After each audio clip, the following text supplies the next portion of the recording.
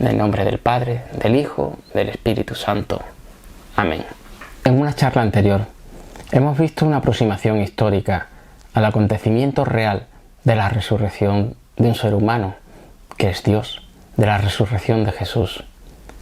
Ahora veamos cómo afrontar esta resurrección, como lo hicieron las primeras testigos, las miróforas, las mujeres que iban a ungir al ungido, que llevaban perfumes, que eso quiere decir la palabra miróforas, para ungir el cuerpo muerto de Cristo.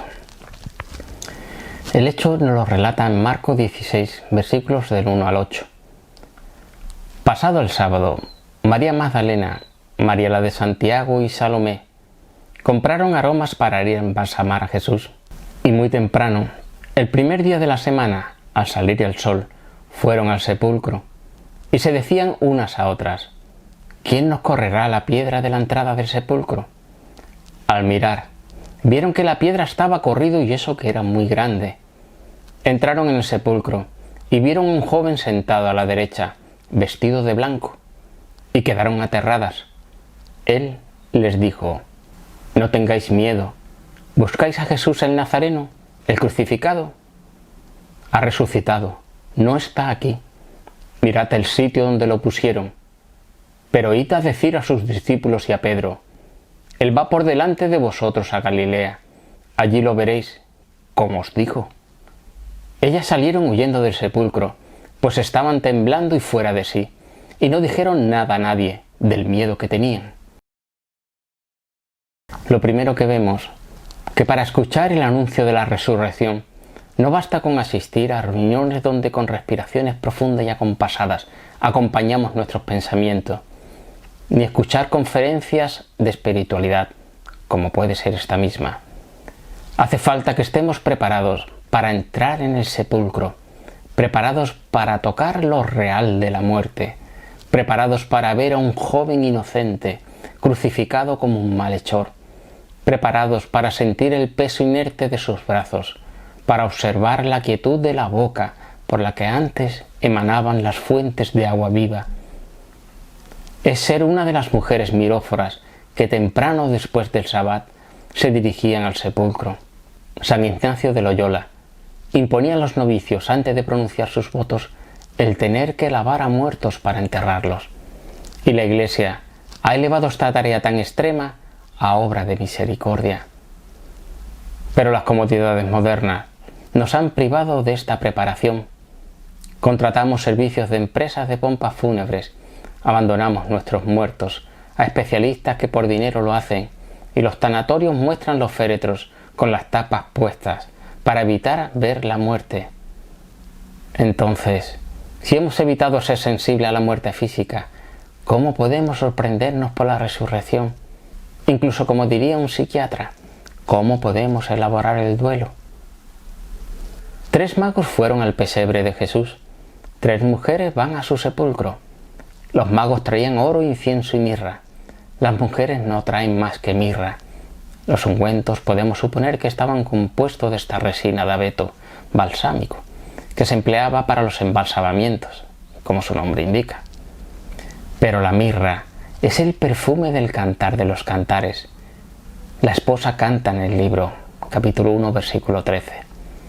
Bolsita de mirra es mi amado para mí, entre mis pechos descansa. Y el esposo responde en el capítulo 5, versículo 1. He entrado en mi jardín. Recordemos que el Santo Sepulcro se encontraba en un jardín. He entrado en mi jardín, hermana mía, esposa. He recogido mi mirra y mi bálsamo. Aquí vemos que este perfume con el que se unge a los muertos es también el de la vida que se pasa entre la esposa y el esposo. La Biblia no está escrita para los puritanos ni los moralistas. Podemos ver en el Cantar de los Cantares, capítulo 5, versículos 4 al 5. Mi amado introdujo su mano por el postigo y mis entrañas se estremecieron por él. Me levanté para abrir a mi amado y mis manos destilaban mirra, mis dedos goteaban mirra en el pestillo de la cerradura. Los puritanos, moralistas y la Liga de las Virtudes aprobarían estos versos, y un club libertino también. La mirra no es un desodorante para seductores. Exige en el Cantar de los Cantares, capítulo 8, versículo 6. Amor fuerte como la muerte. Esto no hay que interpretarlo en un sentido romántico.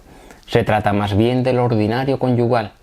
La pasión romántica exige un amor hacia el otro y una muerte a sí mismo mucho menor de lo que le exige la fidelidad cotidiana. Los enamorados Tristán e Isolda de la leyenda británica se matan juntos, pero hace falta mucho más fortaleza para vivir juntos, para transmitir la vida juntos e incluso para ser resucitados juntos y tener que soportarse, entre comillas, eternamente. ¿Y qué tiene que ver esto con el resucitado? Pues que no es extraño que el resucitado se revele en primer lugar a esas miróforas, a estas portadoras de mirra, que le fueron fieles desde Galilea hasta el fracaso de la cruz en el Gólgota. Varón y mujer los creó, varón y mujer los recrea. La gloria no elimina la diferencia sexual. Si leemos el Evangelio según San Lucas, la revelación del resucitado se hace primero a una pareja, a un matrimonio, pero por separado. Lo que reafirma que la comunión se refuerza, rechazando las falsas ilusiones de la fusión. Veamos cómo ocurrió esto. Los ángeles lo anuncian a unas mujeres, entre las cuales se encontraba una llamada Juana. Más tarde, Jesús se manifiesta en persona a los discípulos de Emaús, entre los cuales se encontraba un tal Cleofás, que de acuerdo con la tradición sería el marido de Juana. Estos encuentros por separado tienen que alimentar sin fin las conversaciones y más aún el silencio de la habitación conyugal. Las tres mujeres que nos relata el Evangelio según San Marcos fueron María Magdalena, María de Santiago y Salomé.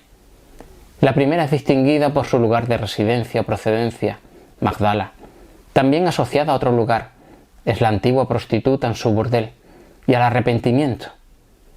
La segunda es asociada a su hijo, Santiago, y sugiere una maternidad que se asocia a todo Israel. Y la tercera es un nombre que proviene de Salón, de las primeras palabras que el resucitado dirige a los apóstoles, la paz. La paz acoge al ser humano. La madre acoge al niño, la prostituta acoge el perdón. En Lucas 7:47, por eso te digo, sus muchos pecados han quedado perdonados, porque ha amado mucho, pero al que poco se le perdona, ama poco. Hemos visto que para acoger el misterio de la resurrección, primero hay que reconocer la muerte. Y aquí viene una segunda condición para acoger al resucitado. Hay que estar preparado para acoger a un ser vivo. Entre las cosas ordinarias se encuentra la que es extraordinaria para un ser humano, ser mujer. El cuerpo femenino es un cuerpo en cuyos senos se engendra. ¿Y por qué engendrar? Si al final su fruto debe pudrirse en una caja de pino. El pino de Navidad se tala en tablas para el ataúd. Pero la respuesta es esta. Jesús se levanta del sepulcro. El hombre y la mujer ya pueden unirse a fondo, sin temer el nacimiento de un nuevo pequeño mortal, porque ya no es en vano, y seguir amándose, uno cerca del otro, para yacer de nuevo en el mismo panteón. Hay que correr tras Cristo. El Evangelio de Juan reserva el verbo correr exclusivamente a los acontecimientos que rodearon la resurrección, a las miróforas, a Pedro y Juan en ese domingo de la resurrección. Si verdaderamente apreciásemos la realidad de la resurrección, estaríamos continuamente corriendo hasta llegar a los altares donde se está realizando la consagración. Nos dice exactamente el atleta San Pablo, en su primera carta a los Corintios 9:24. ¿No sabéis que en el estadio todos los corredores cubren la carrera, aunque uno solo se lleva el premio? Pues corred así, corred para ganar. Movámonos como atletas entrenados en la fe para ganar la santidad. Cuando corren Juan y Pedro hacia el sepulcro, como es normal, llega primero el más joven, Juan, y sin embargo no entran, y eso que las circunstancias eran apremiantes, imaginaban que se habían llevado el cuerpo del sepulcro. Aún así, Juan no entra, espera pacientemente en la puerta a que llegue y entre Pedro primero. Con esto reconoce la primacía de Pedro, el Papa, pero también, como diría Emmanuel Levinas, de la definición más bella de la civilización, era la fórmula de cortesía, después de usted. Si el Papa, Pedro, pasa primero, no es solo por ser quien es, sino también porque Juan es un servidor del prójimo, un servidor de los servidores de Dios, un humilde. Es importante dar ejemplo con la humildad, sin perder de vista que la humildad se ejerce cuando uno es humillado. Un ejemplo curioso de humildad lo tenemos en el rey Franco Ludovico Pío, que pese a afirmar en el plural majestático, lo hacía con la expresión nuestra mediocridad en lugar de nuestra majestad. Sin embargo, hoy día tendemos a un igualitarismo que solo busca poner a todo el mundo en el mismo nivel. Ya nadie puede elevarse, pero tampoco a bajarse. Todos somos llevados a la competencia desleal, porque la lealtad descansa sobre la jerarquía que ya se ha eliminado. El después de usted, en todo, corresponde a una negación de sí mismo, es decir, como Jesús proclama en el Evangelio de San Mateo, Mateos 16:24. Si alguno quiere venir en pos de mí, que se niegue a sí mismo, tome su cruz y me siga. En el nombre del Padre, del Hijo, del Espíritu Santo. Amén.